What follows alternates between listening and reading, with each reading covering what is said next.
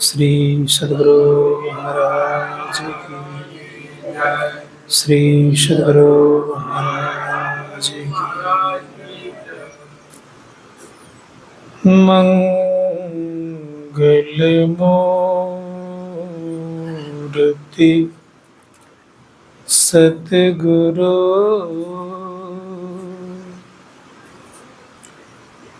मिलवे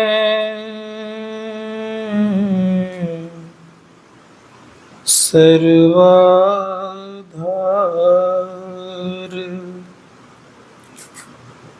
मंगलमय मंगल करन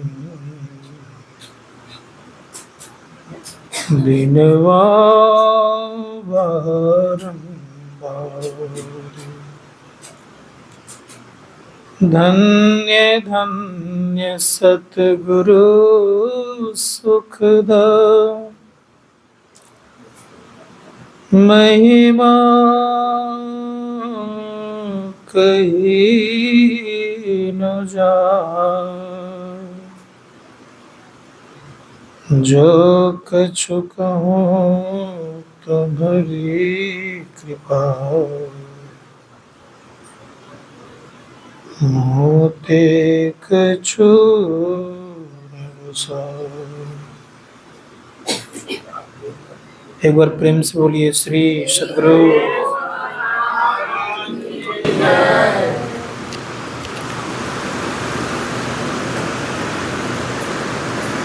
समवेत समादरणीय सज्जनवृंद, आदरणीय माताओं तथा भक्तिमती बहनों,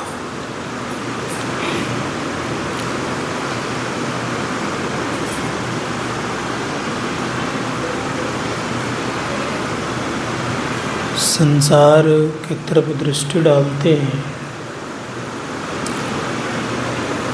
तो परमात्मा की सृष्टि की विशेषता दिखती है। उनकी सृष्टि बड़ी ही अनोखी है। रंग बिरंग के फूल, फल, पक्षी, पशु, भिन्न भिन्न प्रकार के पेड़ पौधे,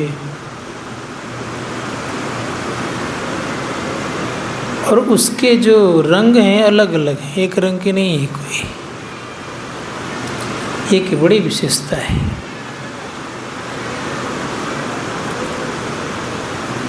समस्या ये भी है कि हम लोगों का रंग चढ़ाया हुआ उतर जाता है, लेकिन उनका रंग चढ़ाया हुआ उतरता नहीं है। कि उतरता है?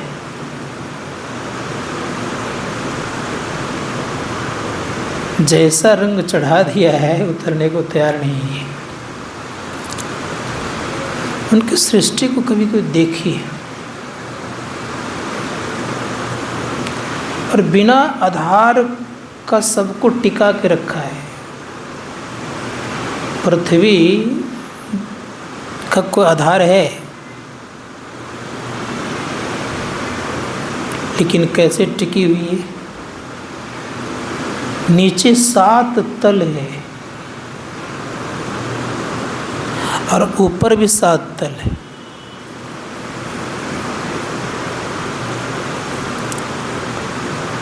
परम संत साहब कहते हैं 14 तबक का हाल तुझे यहाँ होगा जरूर।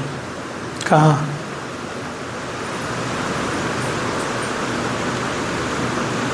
चौदह तबक का हाल कहाँ होगा? संत महात्मा गण कहते हैं कि अगर आप अंतर साधना करेंगे तो 14 तलों को जानेंगे। बड़ी इसकी विशेषता है। और सभी तलों के पार में, और सभी तलों को भर करके परमपिता परमात्मा है, एक विशेषता है। अब पार में भी है। इसीलिए धर्म को जानना बड़ा कठिन काम है, और उसमें धर्म की, अध्यात्म की जो बात करता है बहुत कठिन काम है। आँख का धर्म क्या है? देखना। कान का धर्म, नाक का धर्म सूंघना, गंध लेना। जीवा का धर्म रसास्वादन करना। त्वचा का धर्म स्पर्श करना। कितने धर्म हो गए?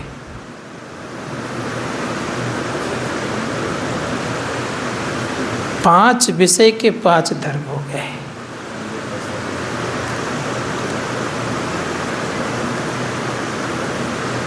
माता पिता का सेवा करना, ये भी धर्म है ना। गुरुजनों की बात मानना, ये भी धर्म है ना। बड़ों की आज्ञा मानना, ये भी धर्म है ना। कितने धर्म हो गए?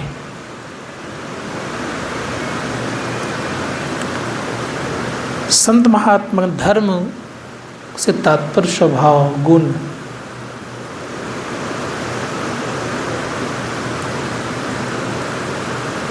वैदिक संस्कृति, वैदिक धर्म मतलब गुण, स्वभाव। इस्लाम धर्म, इस्लाम के गुण, स्वभाव। सिख, ईसाई, उनके गुण, स्वभाव। लेकिन वास्तविक बात यह है कि आपका धर्म क्या है। ये तो पंच विषय का धर्म बताया गया। आपका धर्म क्या है? शास्त्रकार कहते हैं कि आपका धर्म है आत्मा का अवलोकन करना। कर रहे हैं? आत्मा का धर्म परमात्मा का अवलोकन करना, देखना। देख पा रहे हैं? अभी पाठ में सुना आपने, धर्म ते विरति। बैराग आया।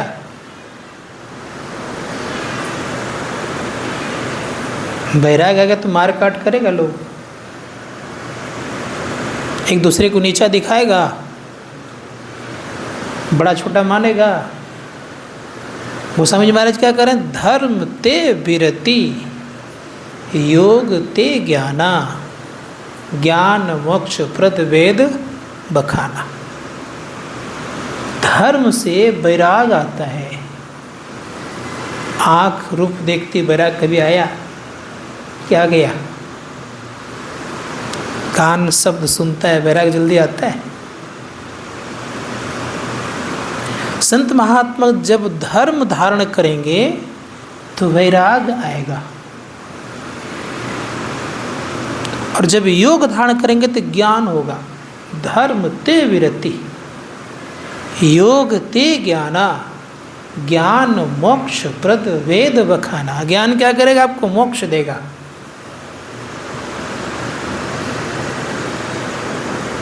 अब विचार करके देखिए कि कौन सा धर्म अपना जिससे कि मुझे वैराग हो, विरक्ति हो, अनासक्त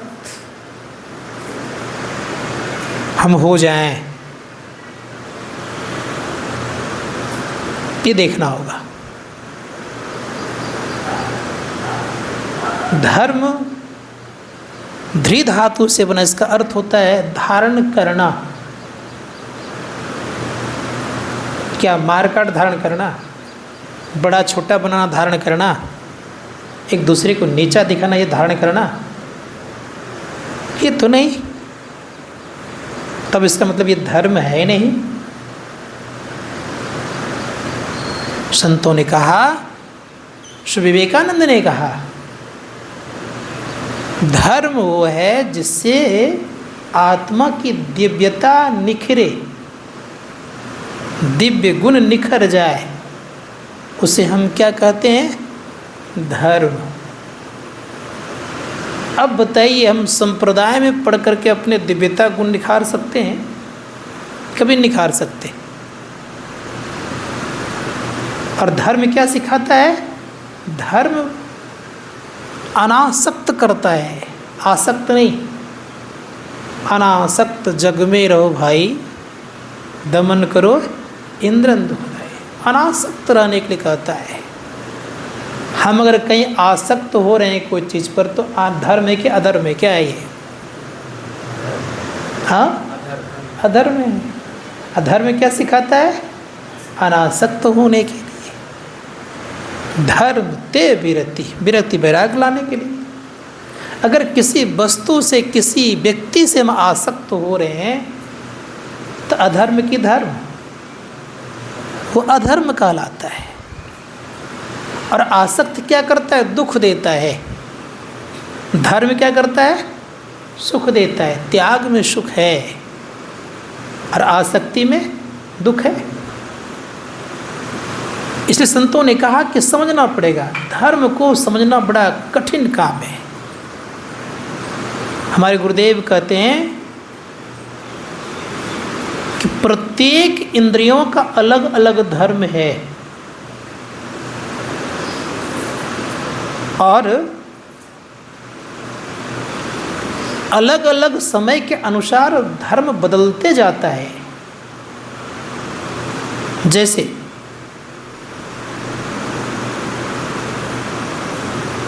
भोजन कर रहे हैं और उस समय आपको कोई कहे सिंधवा, सिंधा मतलब घोड़ा भी होता है और सिंध नमक भी होता है, दोनों होता है। अब भोजन करने में तो घोड़ा आपके सामने ला के रख देते, क्या ये धर्म क्या अधर्म? क्या होगा ये? चाहिए वहाँ क्या? नमक ला क्या दिया आपने? इसीलिए समय के अनुकूल देख करके चलना पड़ेगा आपको।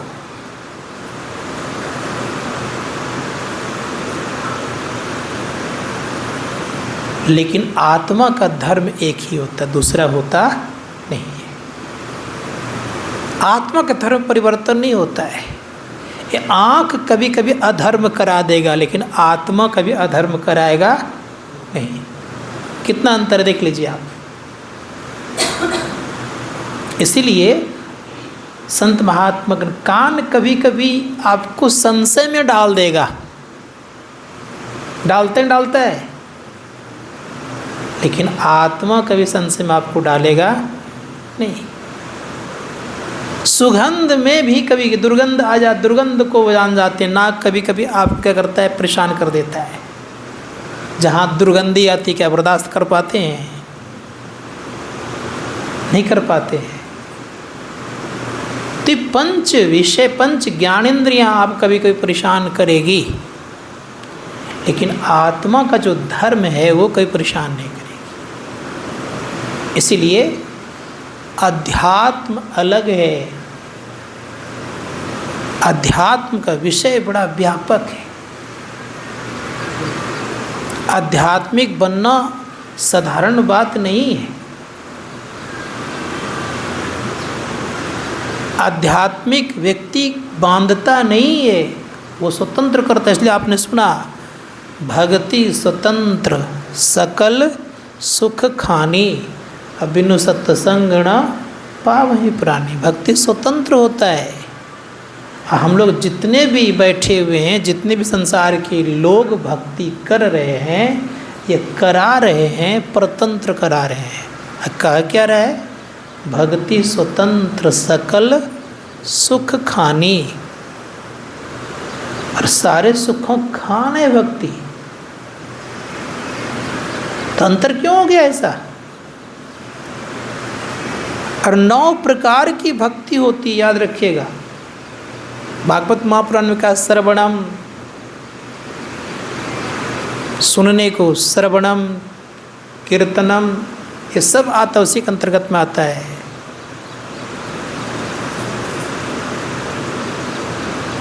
का 9 प्रकार की भक्ति होती है। रामचरित मानस भी 9 प्रकार की भक्ति कहते हैं। पाद सेवनम, अर्चनम, वंदनम, ये सब उसी के अंतर्गत आता है। तो हम लोग को ये चाहिए कि पहले सुनते हैं, और सुनते हैं तो सुन करके धर्म को जानने का चेष्टा और प्रयत्न करते हैं। संतों ने कहा कि खूब बढ़िया से पहले सुनिए और सुन करके रखिए मत, क्या करिए, उसको गुनिए। ऐसा नहीं कि इस कान से सुने, इस कान से निकाल दिए, तब सुनने से कोई लाभ नहीं है। उसको गुनिए, सुनिए, समझिए, समझाइए, ये भी काम करिए, समझाइए भी लोगों को। केवल अपने ही मोक्ष पाने के चक्कर में मत रहिए कि मुझे प्राप्त हो गया तो दूसरे से लेन देन नहीं है। समझ गए कि नहीं? आज लोग, कितने लोग स्वार्थी होते हैं। स्वामी विवेकानंद को जब पहले तो गए कहाँ, रामकृष्ण परमहंस जी महाराज के पास। कहा आप अपने ईश्वर को देखा है? कहा हाँ देखा है। कहा कैसा है? कहा तुम्हारे जैसा है।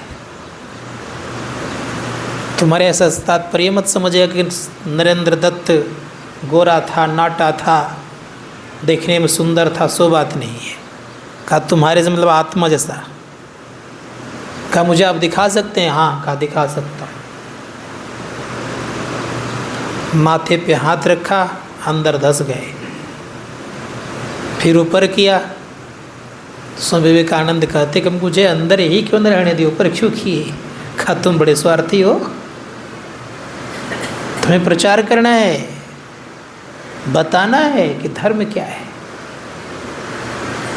अब देखिए कैसी दृष्टि हो गई। जब अमेरिका गए तो अमेरिका में इनको बड़े हीन दृष्टि से देखने लग गए। कहा तो भारत तो गुलाम है, वहाँ कहाँ विद्वान और वहाँ कहाँ ज्ञानी व्यक्ति है। दृष्टि कैसी है। अब वेशभूषा भी बड़ा कमाल का था, पगड़ी बंधा हुआ था, एक ही यहाँ से वहाँ तक पहना हुआ था। और लोग है दूसरे, सबको टाई कोट बेल्ट लगाए हुए थे, पैंट शर्ट पहने हुए थे। इसकी पहनावा कैसी। हम लोग भी कभी कभी टाई कोट बेल्ट वाले के सामने जब जाते हैं ना तो बड़ा विचित्र लगता है देखने में। वो लोग अलग दिखते हैं, हम लोग अलग दिखते हैं। ये अकेला वैसा। हीनता की दृष्टि से देखते थे लोग, हीन भाव से देखते थे।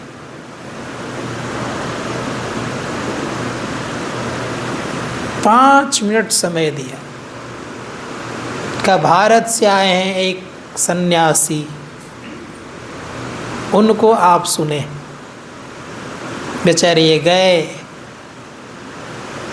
तो कहा mother and sister and brother and mother of America, भाइयों बहनों और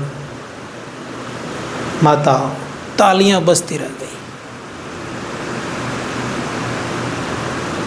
का अद्भुत। जब वही पैंट कोट वाले अब आते हैं, कहा कि मैंने आइंदा इस तरह कभी स्पीच सुना ही नहीं।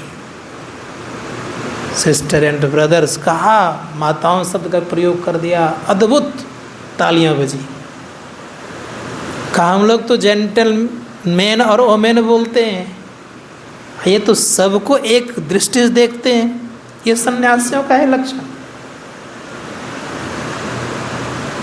तब कहते हैं कि मैं वसुधैव कुटुंबकम में विश्वास करता हूँ।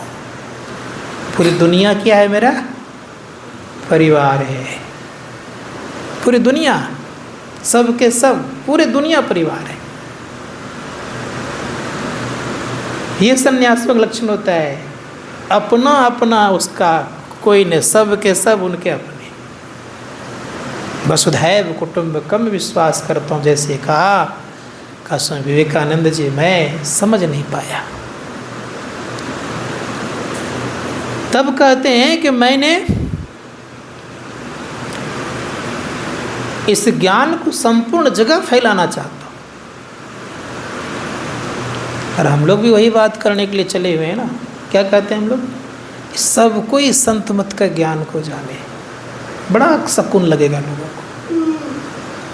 पाखंड से निकलेगा, रूढ़िवादियों से हटेगा वो, और वो आगे बढ़ेगा।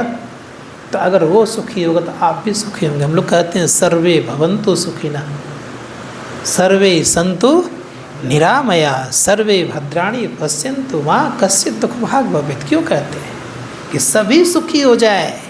और जब सभी सुखी तो क्या हम लोग दुखी रहेंगे? इसीलिए संतों ने कहा कि ये भाव कब आएगा?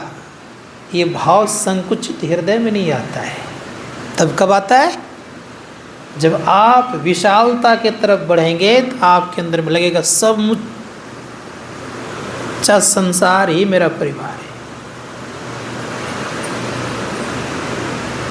नामदेव की तरफ दृष्टि हो जाएगी। नामदेव बेचारे रोटी बना रहे थे, बड़े प्रेम से पीछे से एक कुत्ता लेके भागा।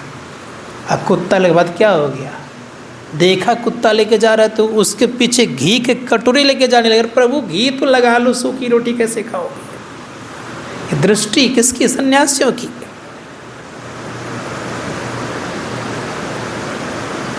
संत महात्मागण कहते हैं कि ऐसी दृष्टि अपनाई। उसने क्या देखा?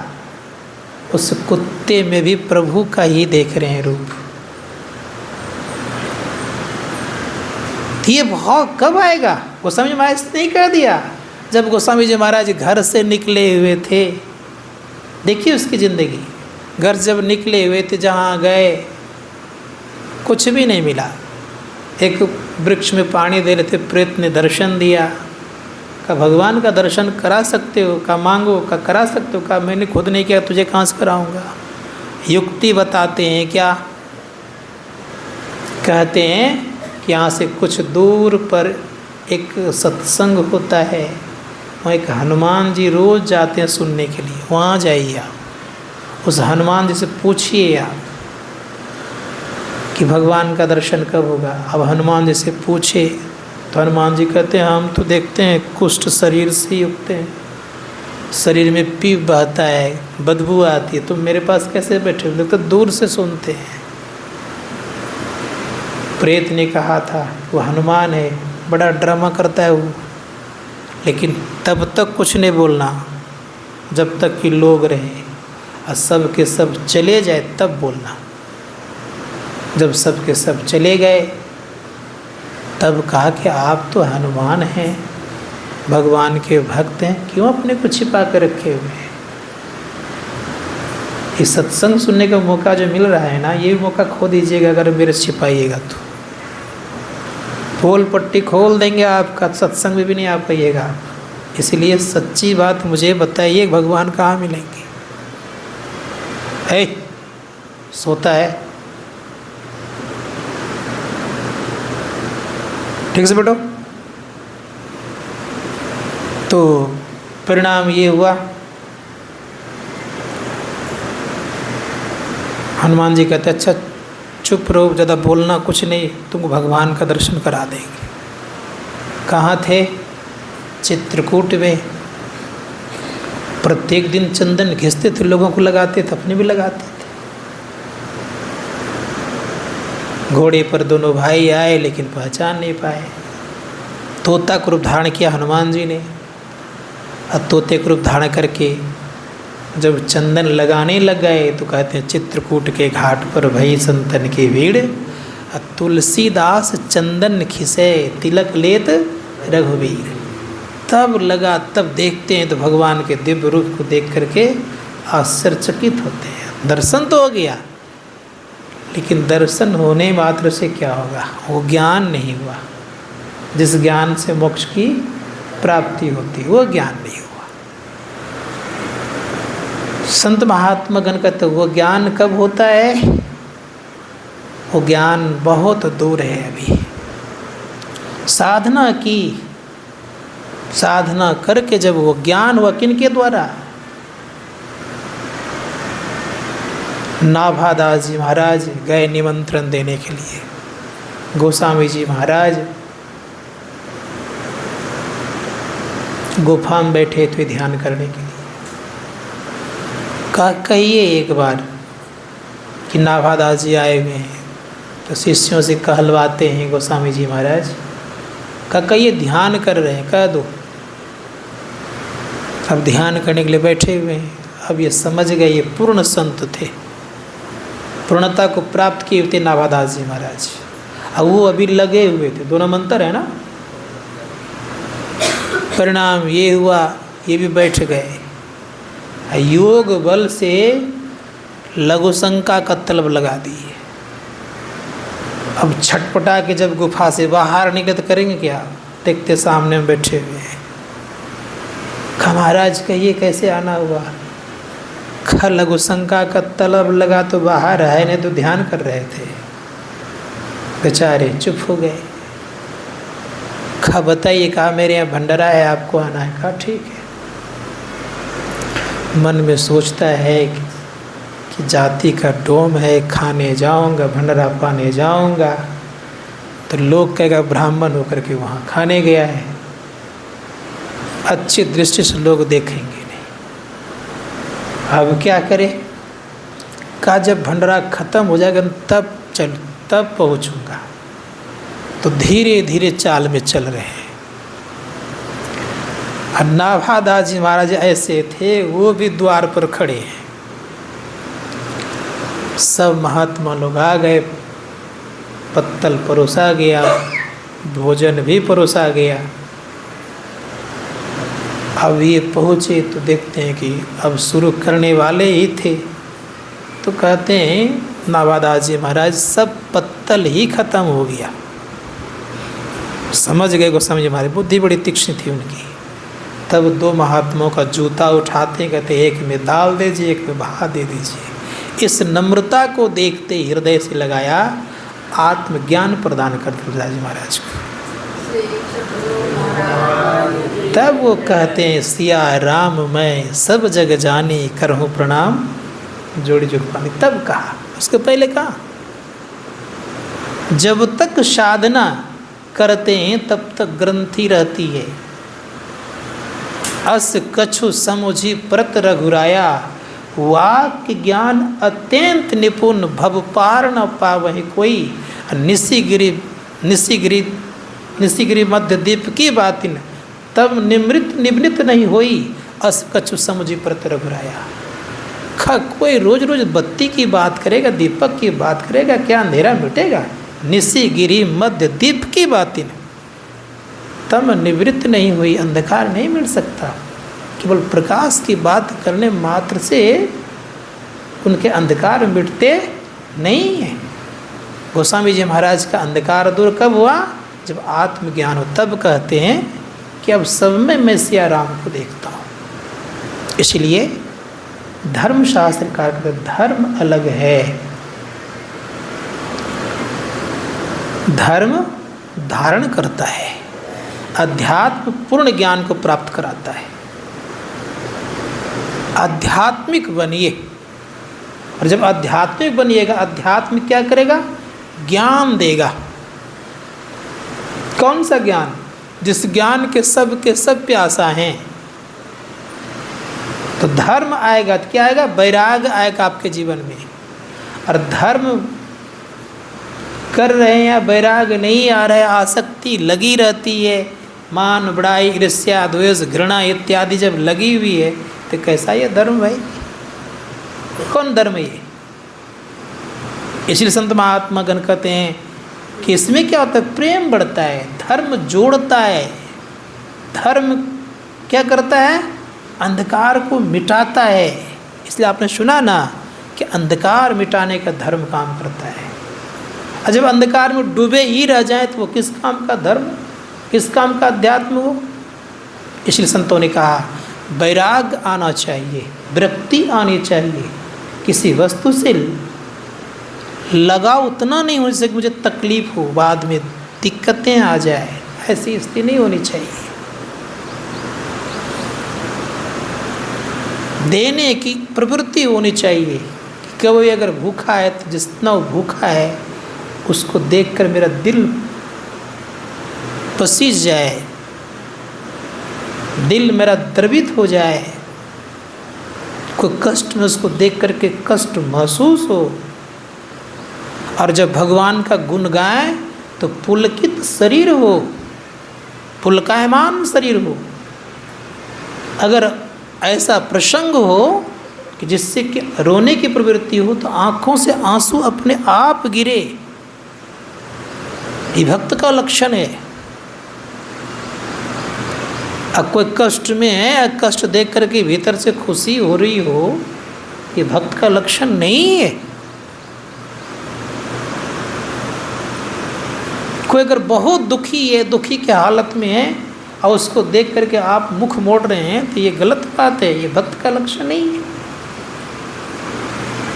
इसीलिए संत महात्मा गण कहते हैं कि अपने हृदय को विशाल तब बना सकते हैं आप, इतना ख्याल जरूर रखिएगा, हृदय विशाल अंधकार में रहने वाले का नहीं होता है। कितनों वो कह दे कि मेरा हृदय विशाल हो गया, वो कहीं न कहीं वो चिपके रहेंगे, कहीं न कहीं वो आसक्त तो होंगे, कहीं न कहीं वो व्यक्ति अपना और पर्याय का बोध करता रहेगा।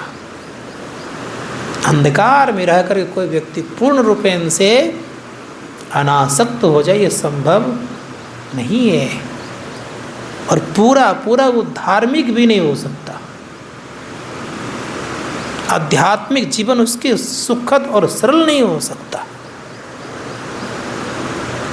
कहीं न कहीं उसके अंदर में आसक्ति की भावना रहेगी। वो एक तरह का जानेगा, जैसे हम जानते हैं कि फूल जब दायां बायां दोनों हाथ में रहता है तो वो क्या करता है, बायां को कम सुगंध दायां को ज़्यादा, वो ऐसा नहीं करता। वो कौआ और कोयल में फर्क नहीं समझता, दुश्मन और मित्र में फर्क नहीं समझता।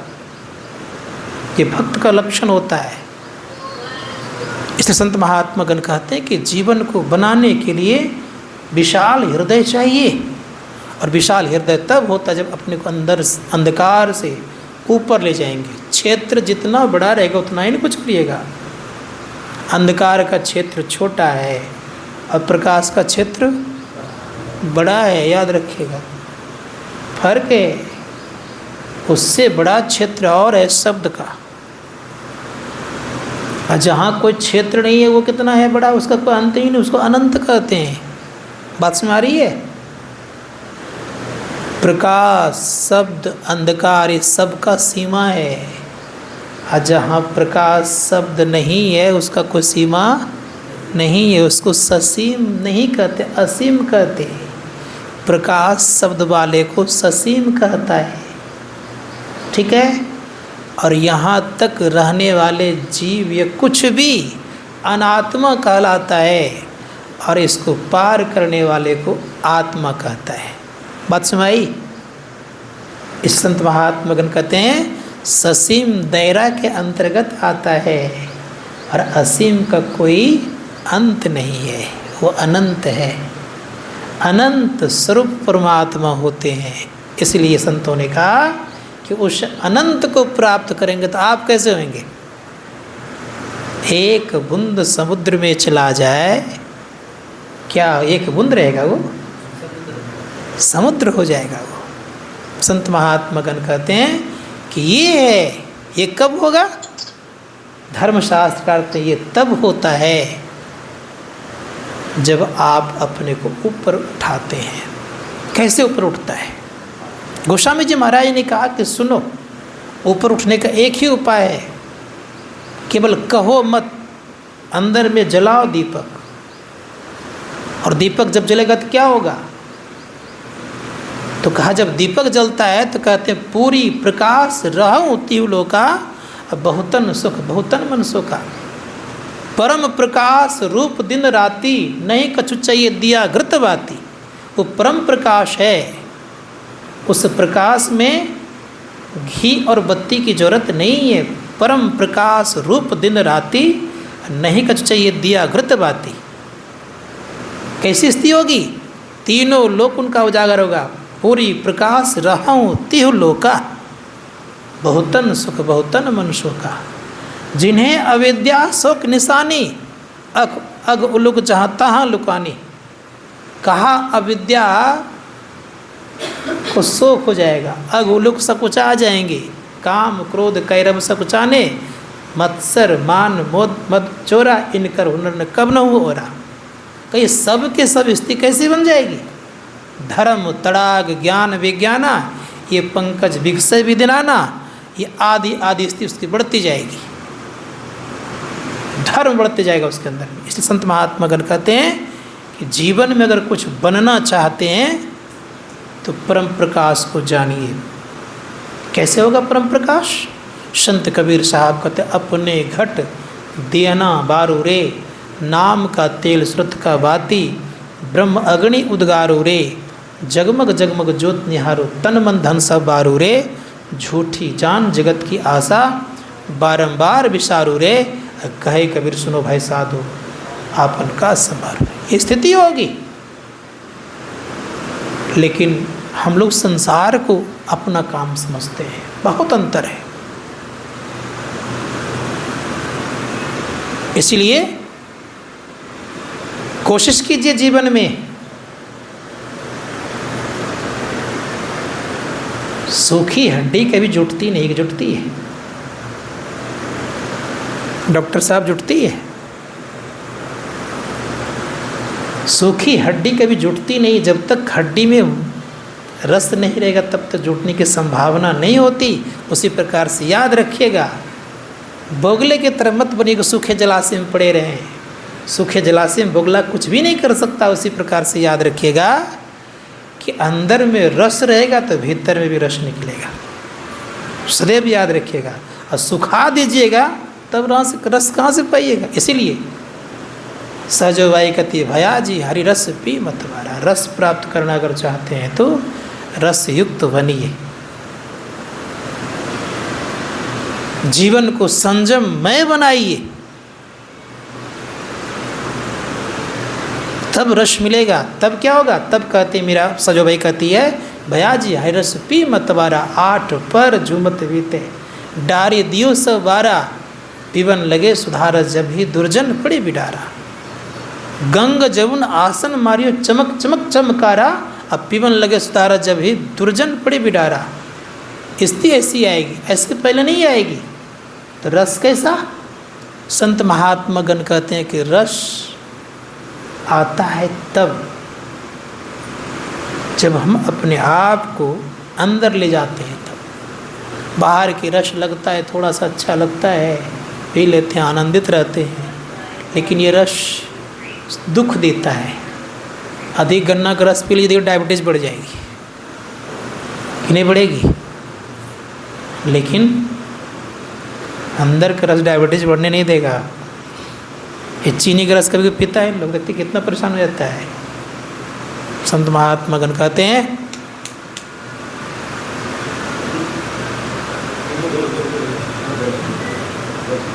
सीधे बैठो, सीधे बैठो, सीधा बैठिए।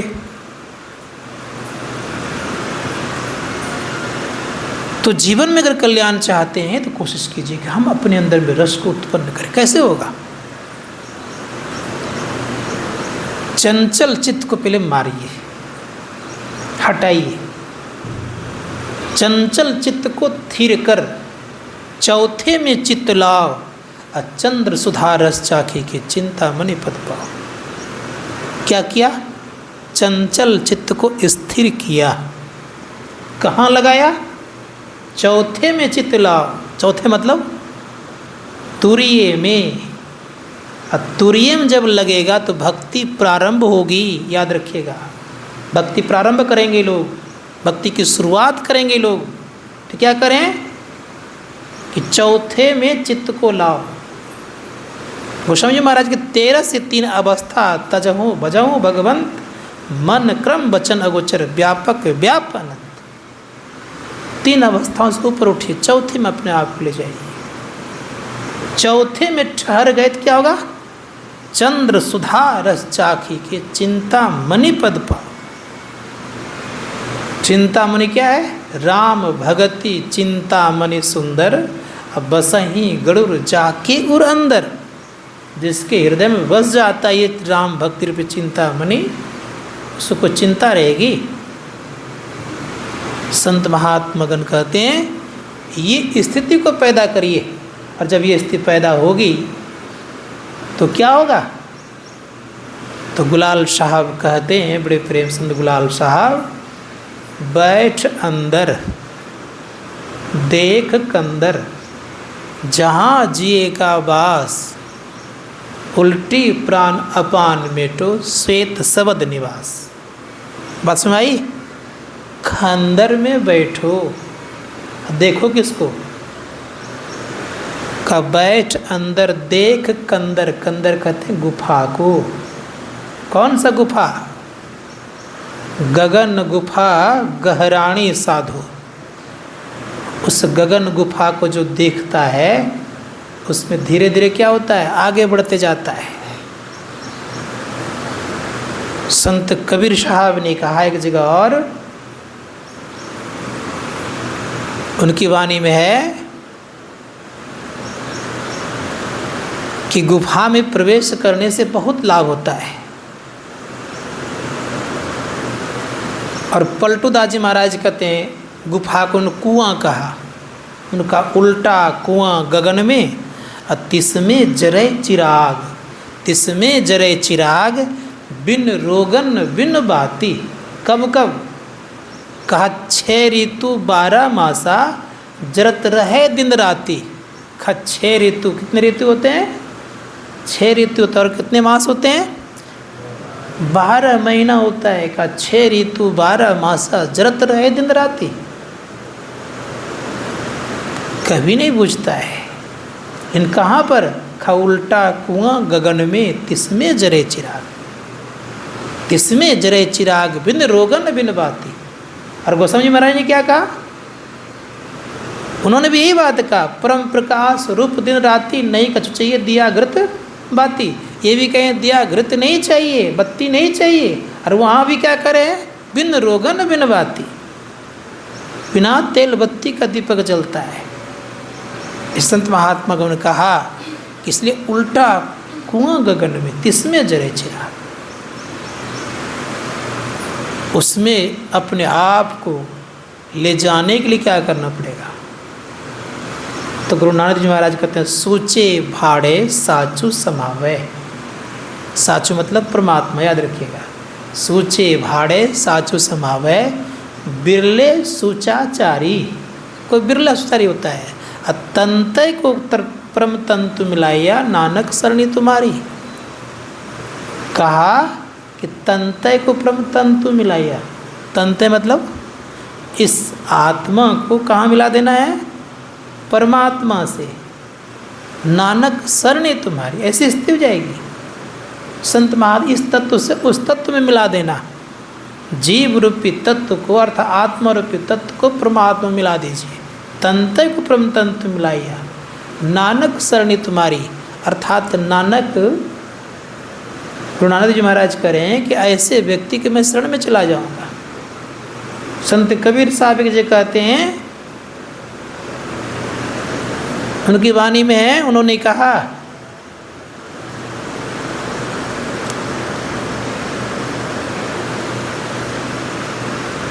कि सोई गुरु हम चेला। उन्होंने कहा है इस शब्द का प्रयोग, का वो गुरु और मैं चेला हो जाऊंगा।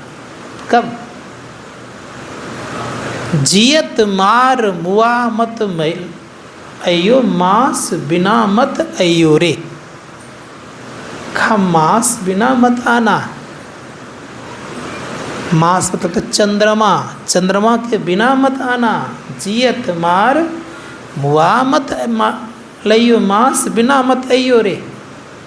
का किसी जीव जंतु को मत मारो लेकिन मांस बिना मत आना। कौन सा मार है? जियत मार मुआ मत लइयो मांस बिना मत अयो रे। मतलब अपने अंदर में चंद्रमा है, इसके बिना मत आना। और दूसरे जगह संत कबीर साहब कहते हैं, साई ने पठाया न्यामत हो मत लाना। पहली भिक्षा अन्न का लाना, गांव नगर के पास न जाना। अमीर गरीब छोड़ के लाना, लाना झोली भर के। ना अमीर के पास जाना है, ना गरीब के पास जाना है, लेकिन झोली को खाली नहीं लाना है। क्या करना है? भर कर के लाना है। देखिए कैसी पंक्ति है। फिर कहते हैं दूजी भिक्षा मांस का लाना, जीव जंतु के पास न जाना। जिंदा मुर्दा छोड़ के लाना, लाना हंडी भर के। तीजी भिक्षा लकड़ी के लाना, रुख वृक्ष के पास न जाना, गीली सूखी छोड़ के लाना, लाना गट्ठर बंद के। तीजी भिक्षा में है जल का लाना, तीजी भिक्षा जल का लाना,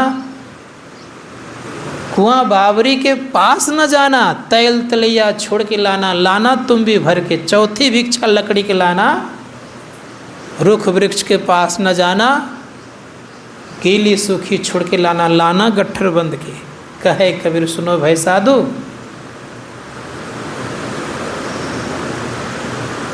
कबीर साहब कहते हैं, कहे कबीर सुनो भाई साधु, सोई गुरु हम चेला, ऐसे कुछ पंक्ति इस जगह। कहे कबीर सुनो भाई साधु, ये पद है निर्वाणा, जो ये पद को समझे सोई गुरु हम चेला, ऐसे कुछ पंक्ति है। कह रहे हैं जो ये पद को समझे, सोई चतुर सुजाना है, हाँ यहाँ है, सोई चतुर सुजाना को सुजान व्यक्ति कहलाता है। तो जो इस पंक्ति को समझ लेता है तो कैसे समझेगा लोग? समझा दूंगा समझ जाएंगे, लेकिन वास्तविक बात कहाँ आएगा? अन्न मतलब होता है ज्योति, किसी पास की जाने की जरूरत नहीं है। दूसरी भिक्षा क्या है? मास मतलब होता है चंद्रमा, ज्योति के बाद चंद्रमा होता है। किसी जीव जंतु के पास जाने की जरूरत नहीं है, जिंदा मुर्दा कुछ लाने की जरूरत नहीं है। तीसरी भिक्षा जल, जल मतलब होता है अनहद ध्वनि, अनहद शब्द, कहीं जाने की जरूरत नहीं है। तैल तलिया कहीं जाने की जरूरत नहीं है। चौथी भिक्षा क्या है? लकड़ी मतलब सभी इंद्रियां, 10 इंद्रियां बस हो जाएगी आपकी। संत कबीर साहब कहते हैं कि ऐसी स्थिति होती है, तो ये कब होगा? तब होगा जब आप अपने अंदर में चलेंगे। कहाँ चलेंगे? तो संत कबीर साहब कहते हैं कि जो सोए हुए हम लोग हैं, जग जाइए, मेरी सूरत सुहागिनी जागरी, क्यों तू सोबत मोह नींद में उठ के भजनिया में लागरी। हम लोगों का सूरत सब दिन सुहागिन है, याद रखिएगा, कभी ये विधवा नहीं होती, याद रखिएगा। समझ रहे हैं मेरी बात को? शरीर विधवा होता है, लेकिन जीवात्मा के विधवा होता नहीं है। इसीलिए रामकृष्ण परमहंस महाराज का शरीर छूट गया तो माँ शारदा सिंदूर लगाना नहीं छोड़ी, लगाती रह गई। शरीर अलग है और आप अलग हैं, समझ गए? संत कबीर साहब कहते हैं मेरी सूरत सुहागिनी जागरी, क्यों तू सोबत मोह निंद में उठ के भजनिया में लागरी। चित्त से शब्द सुनो सरबंदे उठत मधुर धुन रागरी। दो कर जोड़ी शीश चनंदे भक्ति अचल बरमांगरी। कहे कबीर सुनो भाई साधु, जगत पीठ दे भागरी। इसीलिए उपनिषद कारणी का आधार चक्र महासा विद्युत पुंज संप्रभा तदा मुक्तिर्ण संदेहो यदि तुष्टम स्वयं गुरु। अगर गुरु प्रसन्न हो जाए तो आपके अंदर में बिजलियों का पुंज है, ज्योतियों का भंडार है। आधार चक्र महसा विद्युत पुंज संप्रभा, ये सब के सब आप देखेंगे सुनेंगे संत महात्मा। इसलिए गुरु को प्रसन्न करना चाहिए। इसीलिए धार्मिक से तात्पर्य है आध्यात्मिक बनना। आध्यात्मिक किसे कहते हैं? इस आत्मा को परमात्मा में मिलाने की जो प्रक्रिया है, इसे कहते हैं आध्यात्मिक। याद रखिएगा, अभी आपने गुरु महाराज के प्रवचन में सुना ना कि उसे कहते हैं सज्जन। उसे ही क्या कहते हैं? अच्छे व्यक्ति, कल्याणकारी व्यक्ति, उसे कहते हैं जो उस मार्ग पर चलता है, जिन्होंने अपना कल्याण कर लिया, आत्मा को जान लिया है, ब्रह्म को। जब उनका तो कहना ही क्या। और जो इस चीज़ को जानता नहीं, आत्मा का कल्याण करने के उपाय नहीं जानता, उसको अच्छे व्यक्ति का प्रयोग नहीं किया गया है, सज्जन तक नहीं कहा। इसीलिए गोस्वामी जी महाराज कहते हैं सुजन समाज सकल गुण खानी, अब बिनु सत्संग न पावहीं प्राणी। बात समझ आ रही है? कौन सज्जन कौन दुर्जन पता चल गया ना। संत महात्मागण कहते हैं कि बहुत मुश्किल है अध्यात्म को जानना। सुजन समाज किसको कहता है? जो आत्मा के कल्याण के पथ पर चलता है उसको क्या कहते हैं? सुजन समाज सकल सुख खानी। उस सारे सुखों का खान है। अब बिनु सत्संग न पावहि प्राणी का सुजन समाज बनिए, आत्मा के पथ पर चलिए। ये मत समझिएगा कि बहुत बड़ा तिलकधारी ये कंठी पहना वो सुजन समाज है, ऐसी बात नहीं है।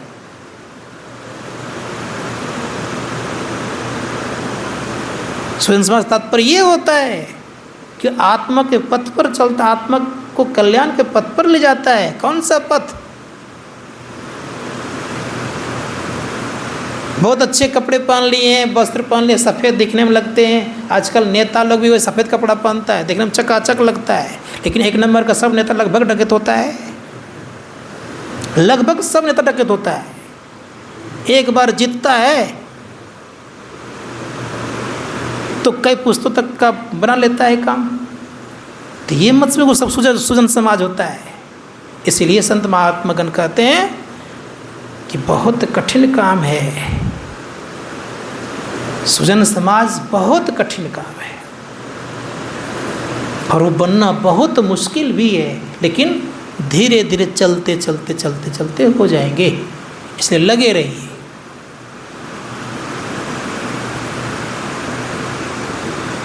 आजकल देखते हैं बहुत सारे महात्माओं की भी स्थिति ऐसी बनती जा रही है।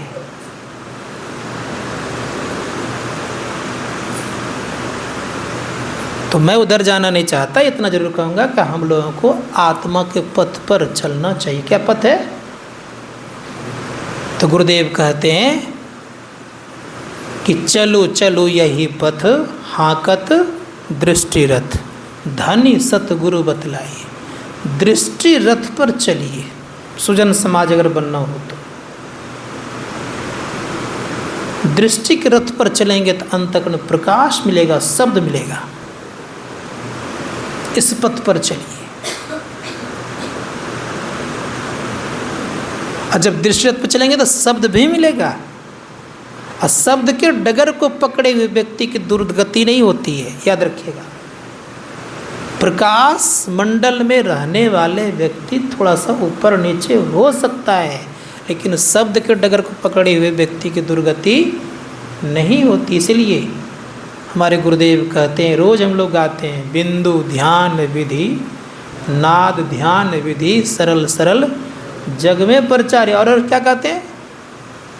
ऐसी जुगति कयागढ़ त्यागी। कौन सी युक्ति?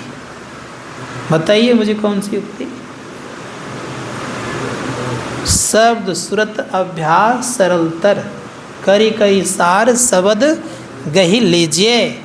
ऐसी जुगति कयागढ़ त्यागी भव भ्रम भेद सकलमल छीजिए। कौन सी युक्ति? अब समझ आई कि नहीं?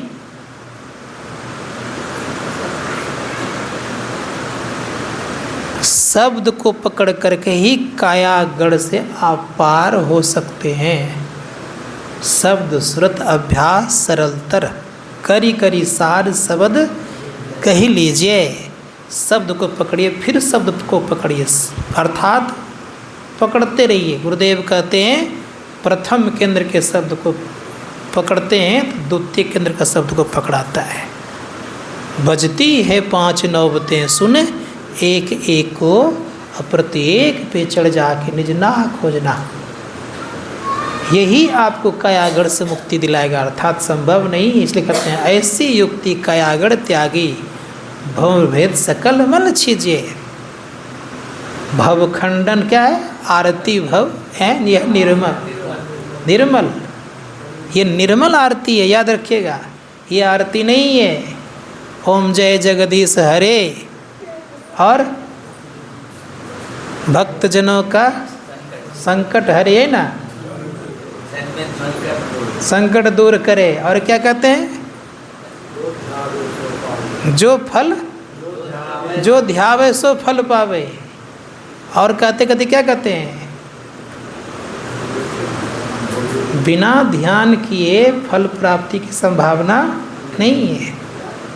श्री संत महात्मागण कहते हैं ये आरती जो हम लोग गाते हैं निर्मल ये आरती है। अब वहाँ जो करते हैं उसके नीचे देखिए और क्या क्या है, धन संपत्ति और क्या बोलते हैं आप लोग, पूरा बोलिए, हमको तो याद भी नहीं है।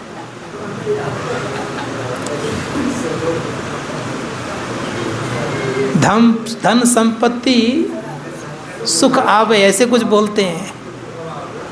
तो ये जो स्थिति बनी रहेगी तो क्या करेगा ये? संत महात्मागण कहते हैं कि निर्मल आरती को गाइए। निर्मल आरती मतलब क्या? अंतर ज्योत होत लख लीजिए।